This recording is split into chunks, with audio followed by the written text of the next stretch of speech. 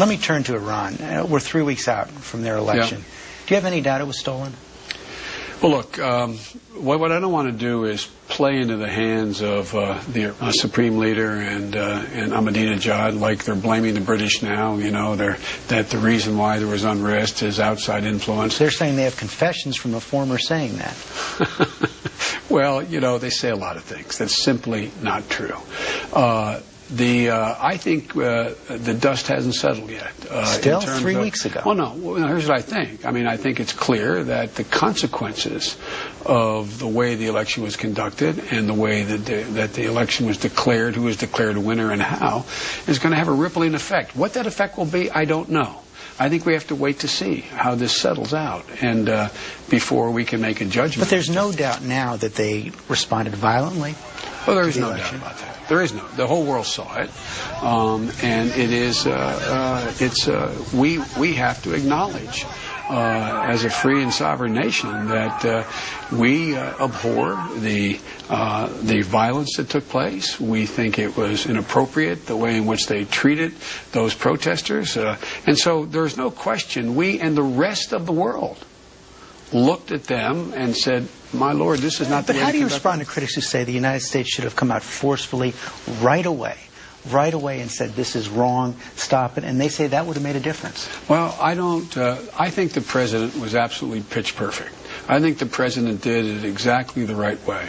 I think the President did not allow us to be used as the scapegoat. There were some reports that you were arguing for a more forceful response earlier. Well, I think the President did it exactly right. I think he was correct. And going forward, what next? What should the strategy be right now? Well, look, the Iranian government has a choice.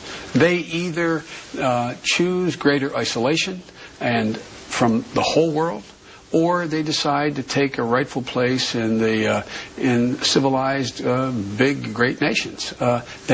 That's the path they have to choose. Haven't they already shown evidence in the last few weeks of what their choice is? Well, they have in terms of the way they conducted their election, but they haven't in terms of whether the real key issues to now, are they going to continue the nuclear program? Are they going to be braced by what happened? Is this going to alter their behavior internally or externally? Look, responses that they saw on the street in any country have consequences. It's hard to predict what those consequences will be. But what are the consequences for the U.S. relationship? The President has said he wants to meet with the Iranians over the nuclear program through the P5. But how do you engage with the Iranians now without breaking faith with those reformers? Well, the way you do it is if they choose to meet with the P5 under the conditions the P5 has laid out, it means they begin to change course. And it means that the protesters probably had some impact on the behavior of an administration that they don't like at all. And I believe that means there's consequences to that. Now, if they in fact decide to shut out the rest of the world, clamp down, further isolation, I think that takes them down a very different path. How do you respond to those who say that it's the United States now that should hit the pause button? There should be a cause correction, and we shouldn't rush to sit down with the Iranians. We're not rushing to sit down. As I said to you, we have to wait to see how this sort of settles out.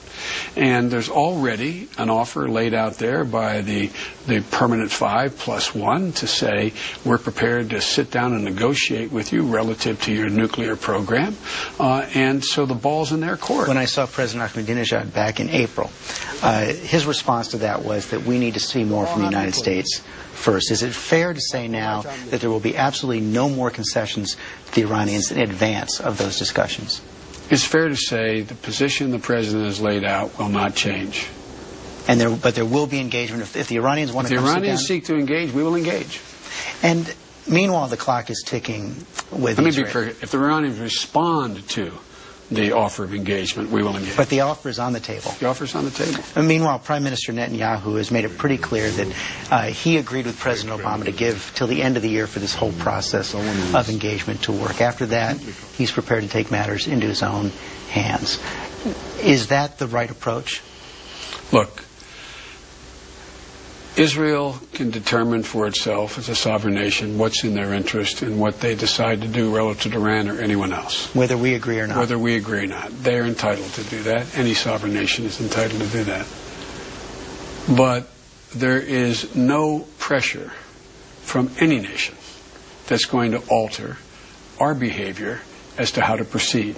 What we believe is in the national interest of the United States, which we coincidentally believe is also in the interest of Israel and the whole world.